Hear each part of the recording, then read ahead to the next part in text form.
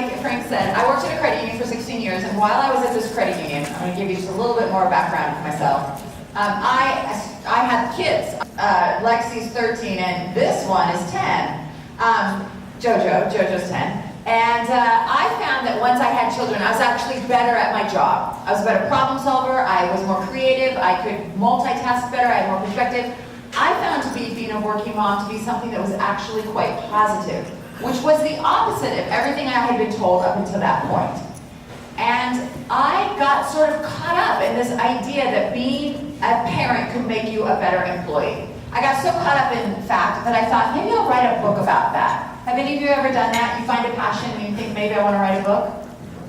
You look sensible. You look sensible. I don't see anyone not.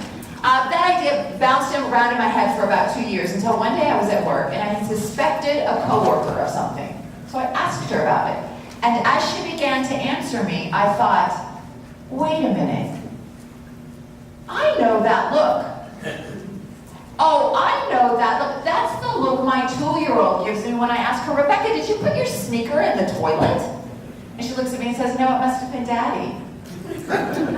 So she's giving when she's lying. So it occurred to me at that moment that human nature is human nature. Whether you're 2 or you're 62, we're pretty much hardwired the same way. And when you are a parent, you get to deal with and experiment with human nature up close and completely unfiltered, 24 hours a day, 7 days a week. I thought, aha, that's what I want to write a book about right there. So I pitched the idea. Finally, a publishing house got back to me and they said, well, we like the idea, but what we're really in the market for this year is an advice book. And I said, oh my gosh, guess what? I love giving advice. As a matter of fact, next to my opinion, it's my favorite thing to give. So I signed a deal with St. Martin's Press. But when the book came out, one more real quick story. When the book first came out, it got a lot of publicity. And the reason is this. For so long, the way that we have thought about, talked about, taught business really revolves around 2 metaphors. And those metaphors are battle and war and sports. And these are problematic metaphors for a bunch of different reasons. But the main thing that concerned me the most is women's roles in battle and in sports. We don't play the same role as our male counterparts when it comes to the military and to sports. And I think that's a little bit damaging to women in a very subconscious way. Like for example, like this. You think about your business 101, your first year of college. And you've got a male student sitting there and a female student sitting there, and the teacher's talking about business, and he's framing it around sports. The male student says, I like sports, I understand sports, I'm good at sports, therefore, I like business, I am good at business. The female might not have the same anchor for her self-talk. So, all that to say, you think about family, you think about business in terms of a family framework, then it's more of a compassionate, nurturing, inclusive for women model. It's a lot like the credit union model. It's more compassionate. That idea got a lot of press. And guess what? I loved being a celebrity. I loved it. My mom, though, was totally nonplussed. I would call my mom and say, Mom, guess what? I am in Time magazine and Redbook magazine this week. And she'd say, uh-huh. Mom, I'm going to be on Martha Stewart's radio program and in her magazine, and I'm on the cover of Metro News New York. And she'd say, uh-huh. Then one day my phone rang, and it was my mother's voice, and she says, you're in the Costco Connection? The story about my journey of marketing to moms starts at my credit union. It's about a $500 million credit union based in Seattle, Washington. And it all started with our board of directors reading Blue Ocean Strategies. How many of you have read Blue Ocean Strategies? It's a great book. It's a great book for your board to read. But essentially what this book talks about is the way to be successful is to find a good niche and to be really good at serving that niche. To be better than anyone else at serving that market. And so my board of directors read this, and then they went on a retreat, and they decided that they were going to do a Blue Ocean strategy, and they were going to find a niche for our credit union. Great exercise. What they came up with though was that they decided that they were going to be the credit union for the family. The family, which feels so good, the family, because, you know, family values and whatnot. But the problem with family is that means everyone. Everyone is somehow part of a family. And that's what they liked about it too. Ironically, that's one of the reasons it felt good. It's like, well then we're the credit union for everyone, which is what credit unions love to do. We love to wrap our arms around everyone and just bring everyone into the fold. But that's kind of the opposite of what this book that they read was telling them to do. They gave me the assignment of going away and coming back with a strategy for how we're going to be the credit union for families.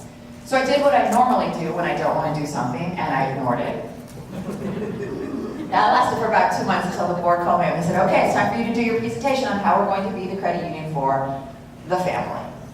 So, my presentation went like this.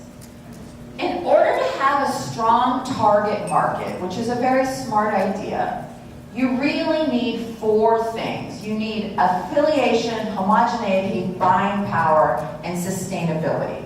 Those are the 4 components any market that you might want to serve, they need to have. Let me explain this. The first is affiliation. So what I call this the cocktail test. If you and I meet for cocktails this evening and we start talking, probably the first 5 things, the first things I tell you in the 5 minutes we're talking and the first things you tell me, that's what we have a strong affiliation with.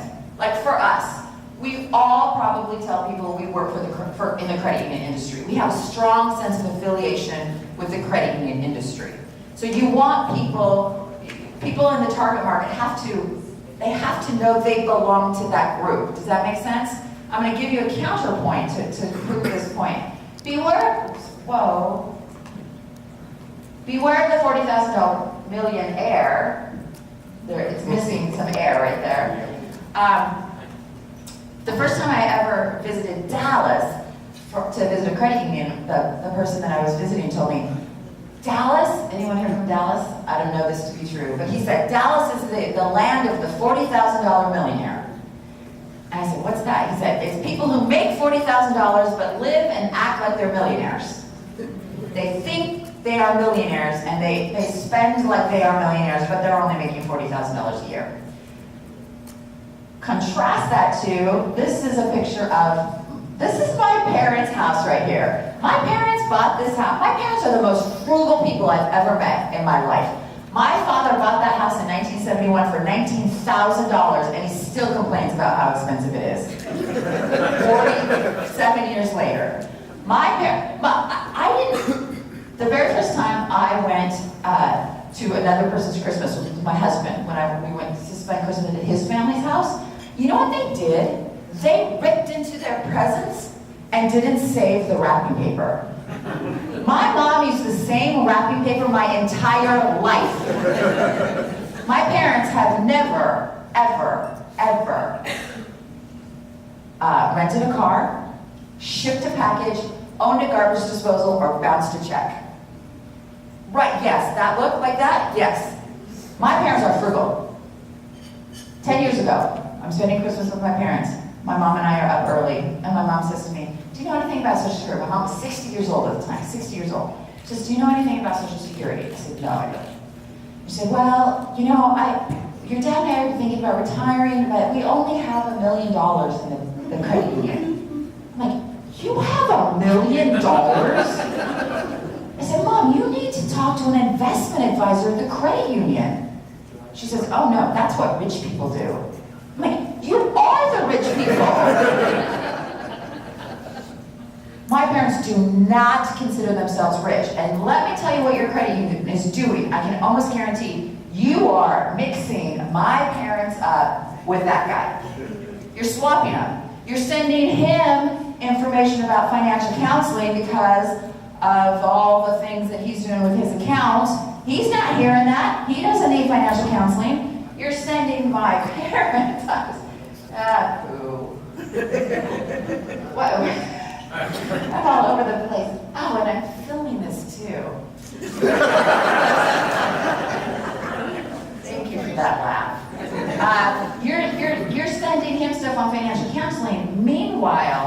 you're sending my parents, I was there when she got one from a credit union, a nice glossy thing about points on plastics, and if you spend if you get 20,000 points, you get a cruise. You can go on a cruise, you know? You know what my mom said? Who in the heck spends $20,000 on a credit card?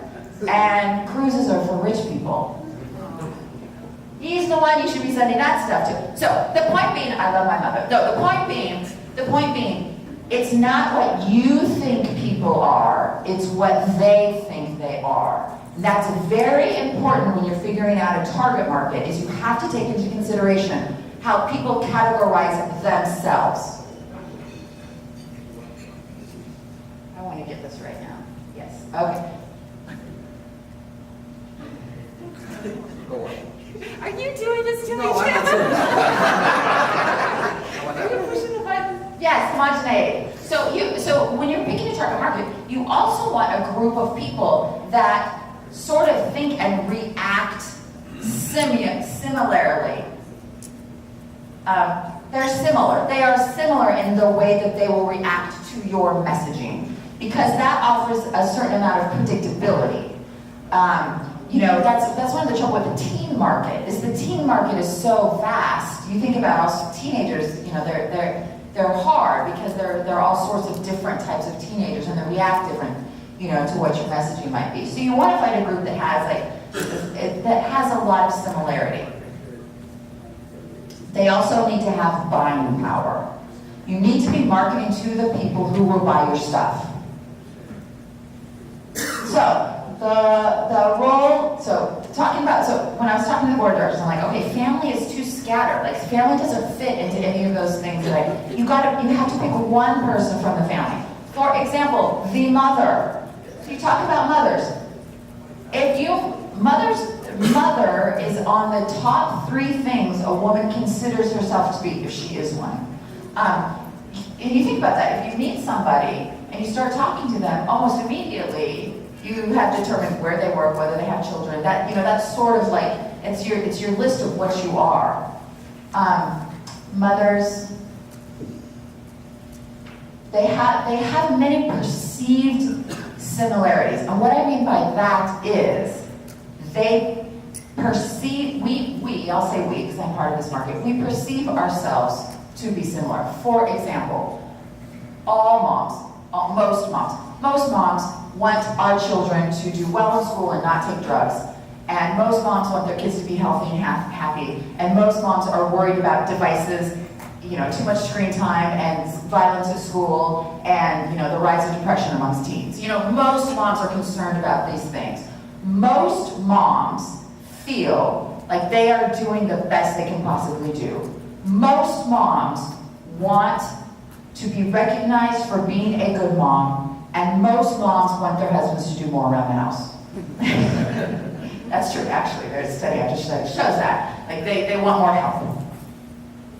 So you have this thread that goes through this target market of ways that they are similar. But most important to me is their buying power. That, by and large, is the reason that I think that they are such a good target market. A mother influences 80 to 85% of all household spending decisions. She also has a great influence over her friends. This is something that's very interesting about moms. They go online, they ask for referrals, they give referrals, and they act on those referrals. They are a tremendous source of word-of-mouth marketing. They congregate online, which means they are less expensive to communicate to. It is far less expensive to buy Facebook ads or to put something on Instagram than it is to, say, buy television ads or radio ads or print media. This forum where moms hang out is far more accessible, especially to smaller credit unions. And then they also have where they work, weirdly, they tend to also buy the things for their places of employment. So this is a CUNA white paper that was done by Jim Derby. Moms control 85% of the household. I've seen 80%, but it's always in the 80s. 5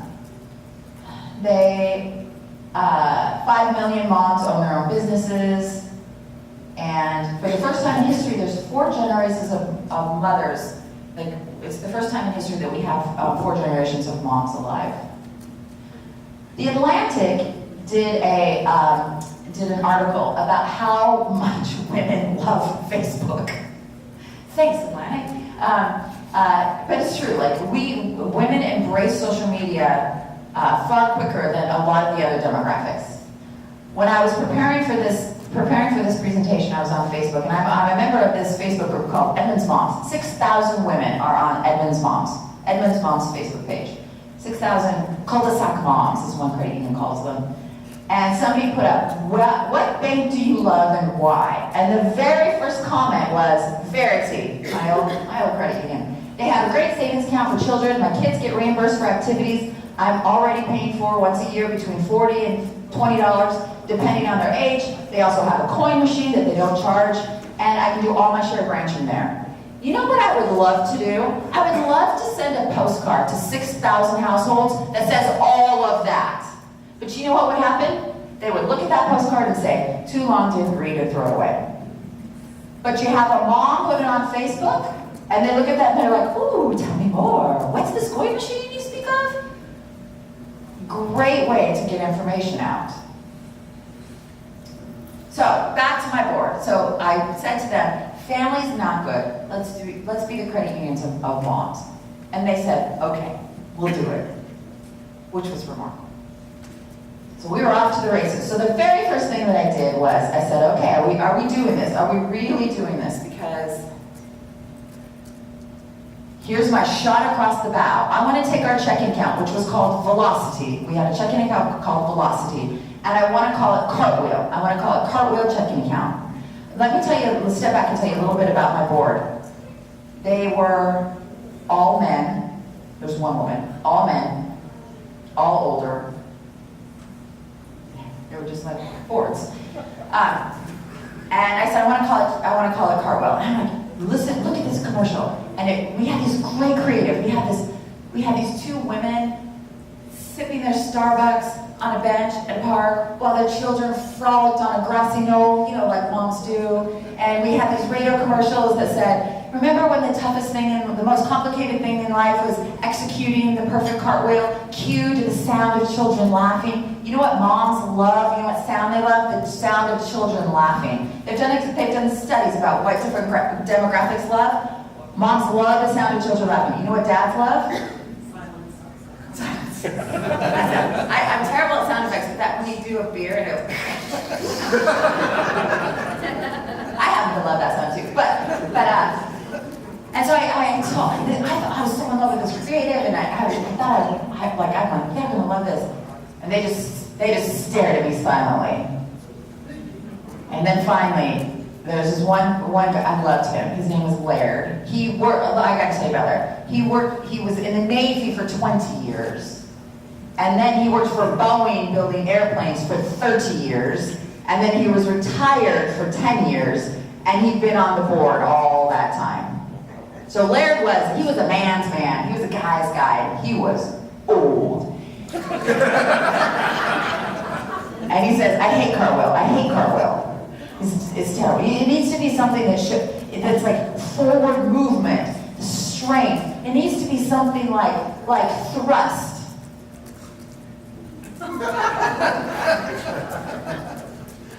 So I did the second thing that I do when I don't want to deal with something. I held a focus group.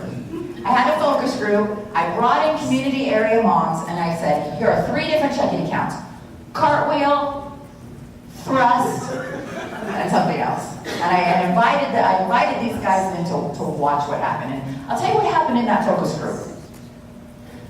First thing we asked them, Stanford's like, what are you looking for in a checking account? And the first woman would answer, and all the women would nod their heads. And then the second woman would answer, and the first one would say, oh wait, I want to change my answer to her answer. And the third woman would talk, and they'd say, oh no, we want to change our answer to her answer. And Claire says, don't these women make a decision on their own? I said, no, and that's the beauty of it. Wrap up the story about Thrust. So cartwheel they loved. They all loved it. They loved the sound of children laughing. I did the best I could with Russ. I really did. One woman said, "I don't like that name, and I wish you would stop saying that word." Stay with cartwheel. You have to know your demographic. You have to have people on the inside that know the demographic. So we launched our first very long campaign in 2009, and what we did was we went out and we said, we are looking for a woman to be a mom spokesperson. And we will pay, I forget what we paid, I think we paid 20, it was a part-time job, writing for us, blogging for us, doing social media, like $20,000 a year, something like that. And we spent about $20,000 on advertising. So we got this woman named Rosemary Garner, and she was phenomenal. She ended up, she was a producer in real life, and she was like friends with, she produced Weird Al Yankovic's music videos. He was in one of our commercials. There used to be a band, I'm sure none of you knew them, they were called the Presidents of the United States of America. They now have a children's band called Casper Baby Pants. They were in one of our commercials. And this commercial right here, she did this commercial, and I'm gonna back up slightly. 34 women applied for this, and it was voting, and 34 women applied, and Rosemary won based on votes. But throughout the year, we used these 34 ambassadors to do all sorts of things for us. Like, for example, this commercial that I'm not gonna show because we don't have time. It has like 5 very long runners-up in it. We paid them, I don't know, a couple $100 to be in a commercial for us. And then it was a commercial where this woman was drawing chalk art in the middle of Seattle. We took that photo, and that was our debit card for several years, was this chalk photo of this cartwheel. We had we loved Rosemary. She did all sorts of amazing things for us, including really getting our reach out there. She was really able to engage people in social media. The average age of our new members went down by 3 years, which is a hard needle to move. You know that that's a hard needle to move. Ready Mom sites got thousands of hits each month. And best of all, it wasn't facilitated by my staff. You know, social media, it's tricky when you have your staff doing it. What the heck? I'll get you. Keep going. It's just my eyes watering, and I just wanted to wipe it.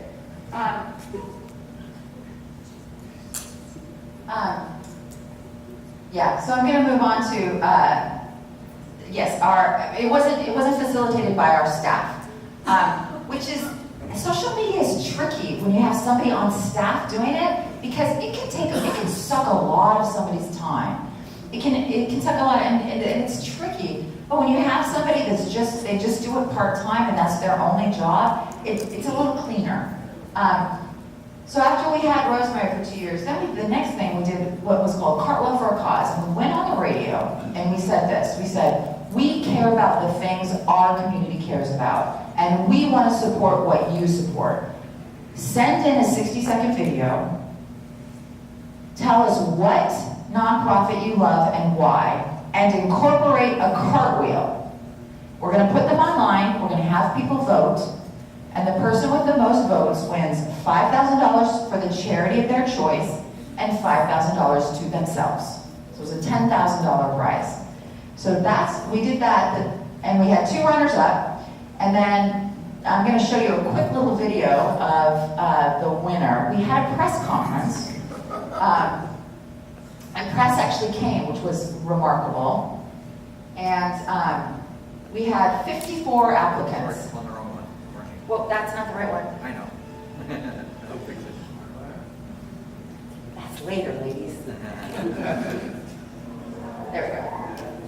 Just wanted to say again, thank you to everyone. We were so happy with the submissions that we got. You know, this started out as something that was talk about our commercial checking account, but it really turned into being so much more. And actually, for the other causes that are represented here today, very intimate and donation to each of the other causes as well, and the amount of dollars. Thanks to very great. So while we were getting ready for I'm going to talk over him, while we were getting ready for the press release, or the press conference, he came up to me and he said, because we had three runners-up. One was a little girl who had this devastating disease. One was him. He said, pulls me aside, he goes, I can't win this. The little girl has to win. He's like, I'm the Dean of Education for University of Washington. I just sent out an all-staff email and told everyone to vote for me. Of course I'm gonna get a lot of votes. And then this group of 25 women, she comes up to me beforehand, she says, I can't win. I had 25 women on my team. We just sent it out to all of our friends saying, go to Verity Credit Union and vote for me. The little girl has to win. I said, don't worry, neither of you won. This little girl.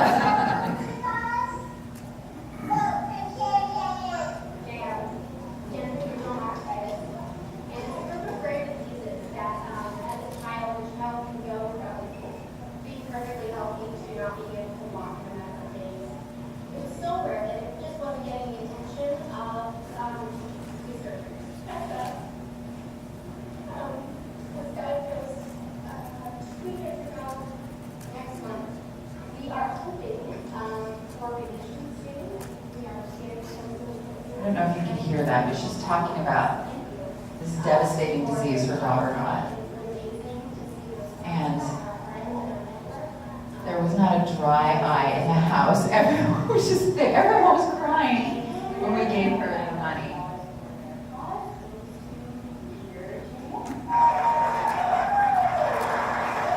And you know, the thing that I loved about this, I'm going to turn it off now. The thing that I loved about this was, this made our employees feel so good about what we do. And you know, we generally feel good about what we do, but it's rare that we feel really good about what we do. And this was one of those times. And you know, everyone walked away saying, I really love working here. Then we got all sorts of, you know, we started getting all sorts of things. Like one woman had voted for this one orphanage and it didn't win. So she said, well, by golly, I'll give you $5,000 myself. And so this other orphanage that was in the contest, they got $5,000. One of my favorites is, I got an email from the loan department, which when you're in marketing, that doesn't happen very often. It says, good morning and happy Friday. I thought you might be interested to know that I approved an online home equity loan today for $150,000. I always like to ask how they heard about us, and his response was, I went to their Cartwheel for a Cause, and I just love what you guys are doing. And so I got a $150,000 HELOC. God bless him. So a full 40%. So the other thing during this time, a full 40% of our new members that we got during that time were between the ages of 18 and 34, which is such a great age to get new members. And only 25% of them closed their accounts. So we got them in young, and we, you know, from what we could tell, we were keeping them. Then we did it again. We got 56 applicants, 54,000 page views, and almost 19,000 people voted. Some other things that we did for the mom market is we really took a look at our branches. And we said, we want to win the hearts of our members before they become teenagers. Because once they become teenagers, they're too old. You've lost them. Like, you make your buying decisions when you're little. You fall in love with brands when you're little. And so we did all sorts of things. We put kitty corners for kids. We have hand out suckers. One of our branches, very, very popular, she built statues out of peeps. At Easter, this is made of peeps right here. My kids, I do. It was a big hit. Kids love to come in and see these things that she would make out of peeps.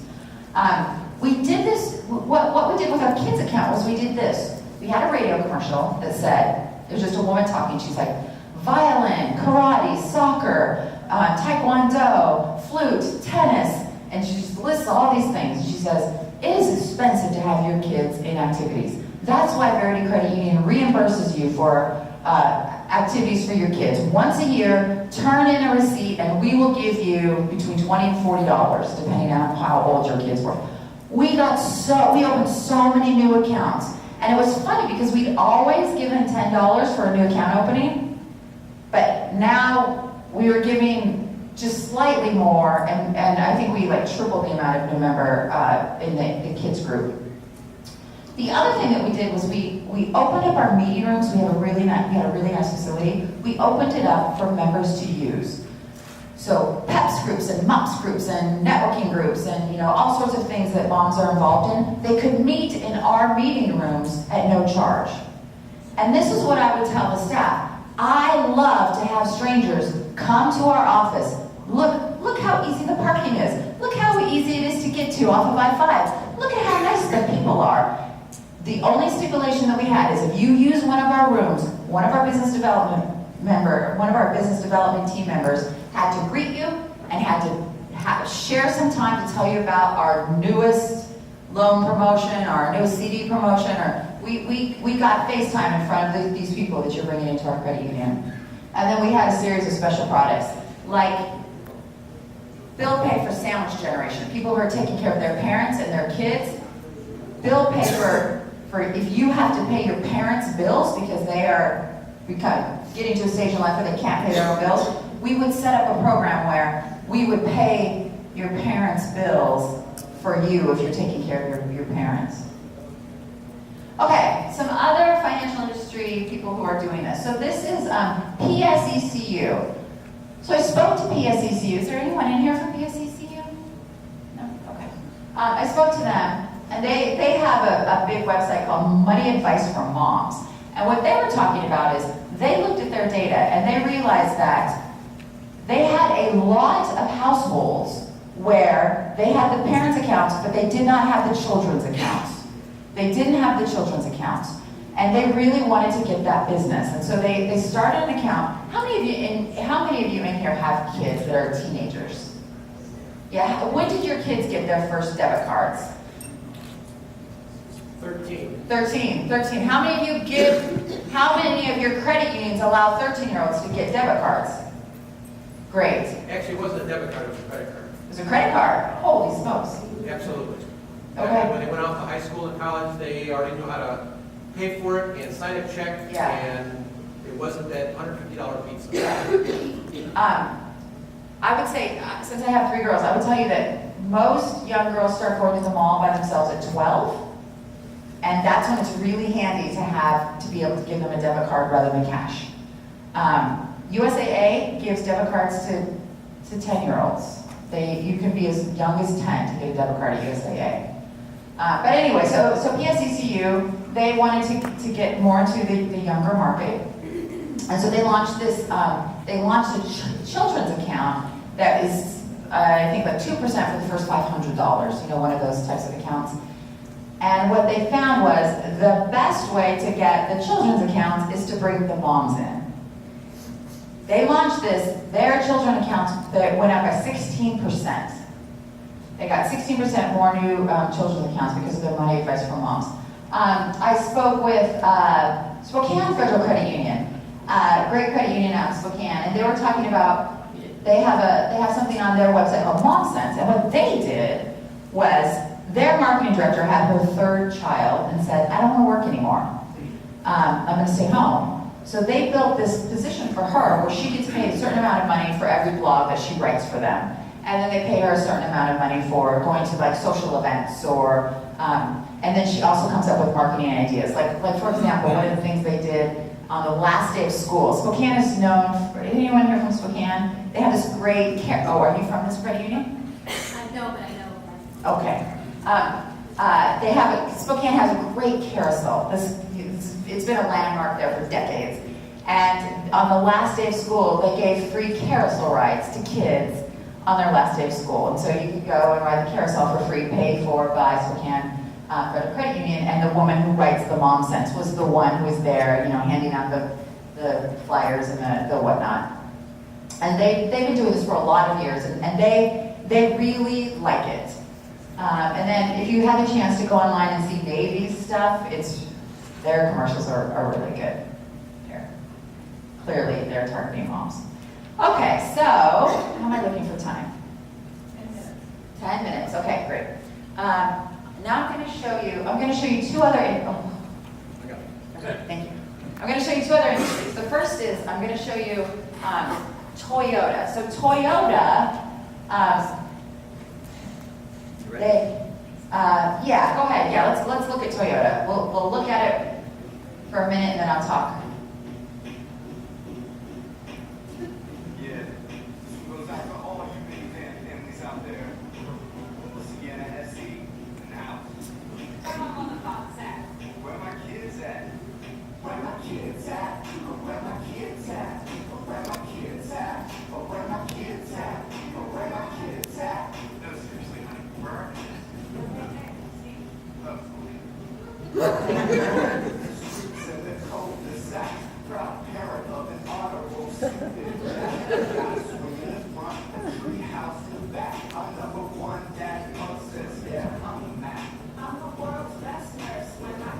So anyway, it goes on for about 2 minutes, but what Toyota did in 2011 is they tried to make minivans cool. Because in their market research, what they were told was people would rather have their tubes tied than drive a minivan. So their big thing was to try to make it to be like, you could drive a minivan and still be cool. So they launched this Swagger Wagon campaign, and it went viral. It was seen all over, and they had several videos like this, all with that very catchy beat.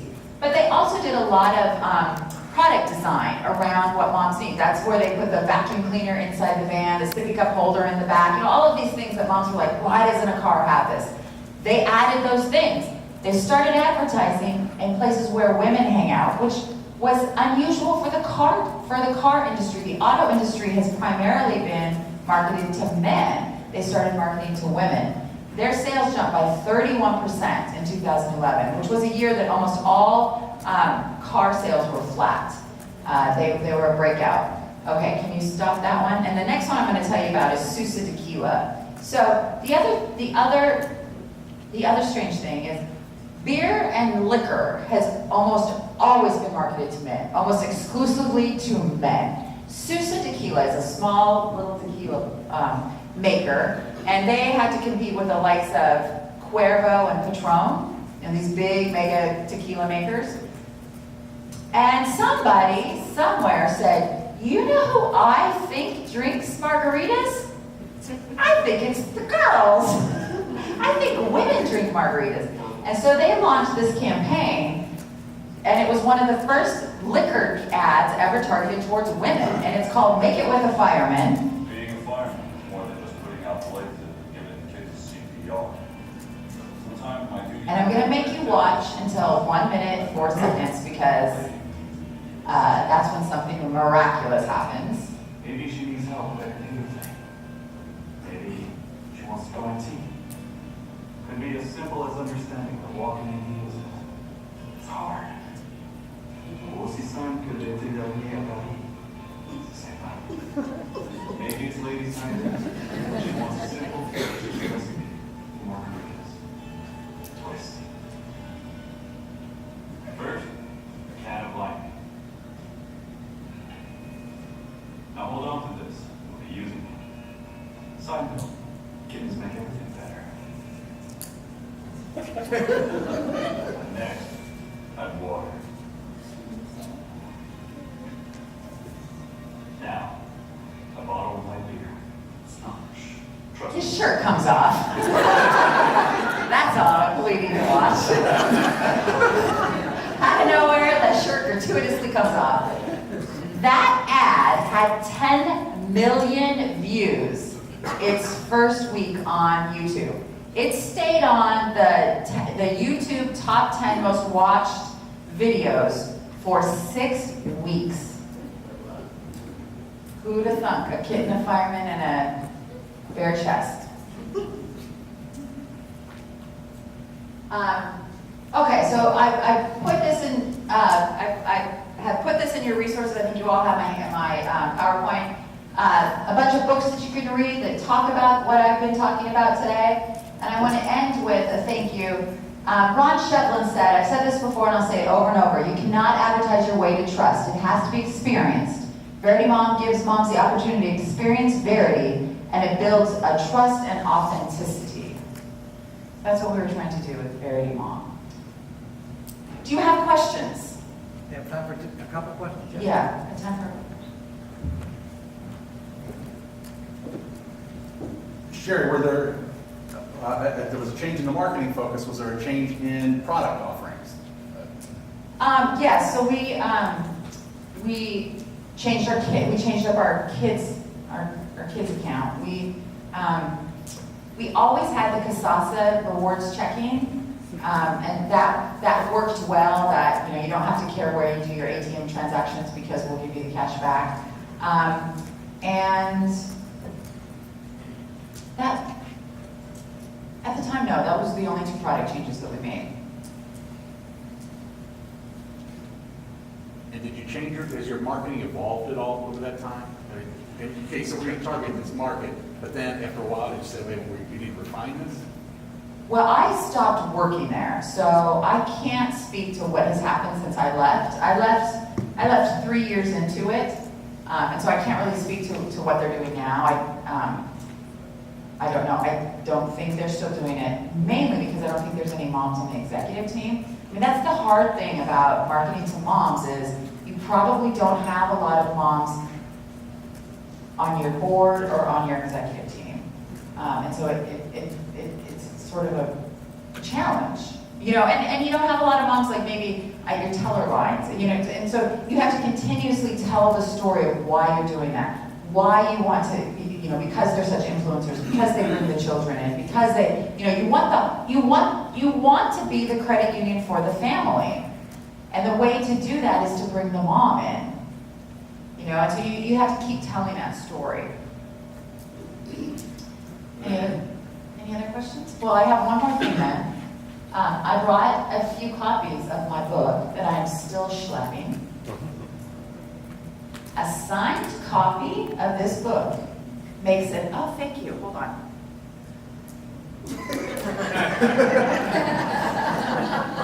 A signed copy of this book makes an excellent raffle prize at your annual meeting, or at those networking events that you always have to attend, or it also makes a great gift for somebody on your staff who's about to start a family. They are only $15.